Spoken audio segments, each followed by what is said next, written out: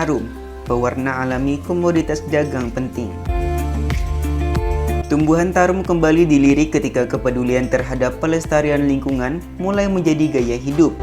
Tarum atau juga indigo, nama yang diambil dari penggalan nama ilmiahnya dalam bahasa Latin, Indigofera tinctoria, adalah tumbuhan penghasil warna biru alami. Penggunaan zat pewarna pakaian ini terutama dilakukan dalam pembuatan batik atau tenun ikat tradisional dari Nusantara. Zat pewarna indigo, yaitu produk dari tumbuhan ini, merupakan komoditas dagang yang penting. Tarum adalah tumbuhan asli Asia tropis yang kemudian menyebar ke daerah bersuhu sedang. Tarum adalah jenis tumbuhan berupa perdu yang pangkalnya berkayu, termasuk dalam suku Fabaceae, keluarga kacang-kacangan. Tarum tumbuh di daerah ketinggian antara 0 hingga 800 meter di atas permukaan laut, antara lain di tepi sungai, di tepi jalan, padang rumput, lahan pertanian, lahan berpasir, dan hutan. Namun referensi dari Direktorat Jenderal Perkebunan Kementerian Pertanian menyebutkan jenis-jenis Indigofera dapat tumbuh sampai ketinggian 1650 meter di atas permukaan laut. Tumbuhan ini tumbuh subur di tanah gembur yang kaya akan bahan organik. Sebagai tanaman penghasil pewarna, Indigofera ditanam di dataran tinggi sebagai tanaman sekunder di tanah sawah. Tarum menyukai lahan berdrainase yang cukup baik.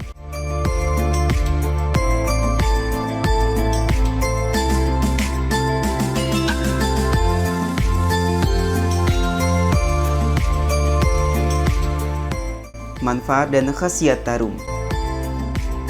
Tarum pada masa lalu, seperti dapat dibaca di Wikipedia, menjadi bagian yang tidak bisa dilepaskan dari kehidupan masyarakat Sunda. Banyak tempat di wilayah Jawa Barat yang dinamai berdasarkan nama tumbuhan ini, seperti Citarum, Kerajaan Taruma, Kota Banjar Pataruman, dan Tarumajaya. Pada mulanya, para pengusaha batik menggunakan pewarna alami tarum untuk mewarnai kain batik mereka untuk warna biru. Warna biru dihasilkan dari perendaman daun tarum selama semalam. Setelah semalam akan terbentuk lapisan di atas yang berwarna hijau atau biru. Cairan itu direbus lalu dijemur hingga kering. Dalam perkembangannya, pengusaha batik kemudian lebih memilih pewarna buatan. Begitu zat pewarna buatan didatangkan dan diperkenalkan. Wikipedia menuliskan, ketika pemerintah kolonial Belanda menghentikan impor pewarna buatan pada tahun 1914, reaksi keras datang dari para pengusaha batik. Sejak itu pamor tarum terus merosot, tidak ada yang berusaha mengolah tarum secara lebih mudah. Pamor tarum kembali bersinar ketika sebagian orang mulai menyadari pentingnya pelestarian lingkungan dan menerapkannya sebagai gaya hidup. Berbagai referensi menyebutkan selain dimanfaatkan sebagai bahan baku zat warna, tumbuhan tarum juga dimanfaatkan sebagai bahan obat-obatan tradisional. Remasan daunnya apabila dicampur dengan sirih dan pinang muda dapat dimanfaatkan sebagai param gosok pada luka memar.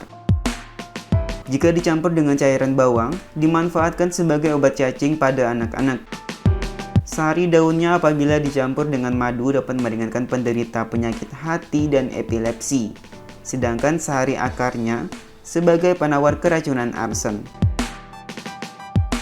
Dalam tradisi pengobatan Ayurveda, pasta daun tarum digunakan sebagai obat untuk menyembuhkan luka kulit, seperti luka karena gigitan serangga, gatal-gatal, bahkan luka karena gigitan kalajengking.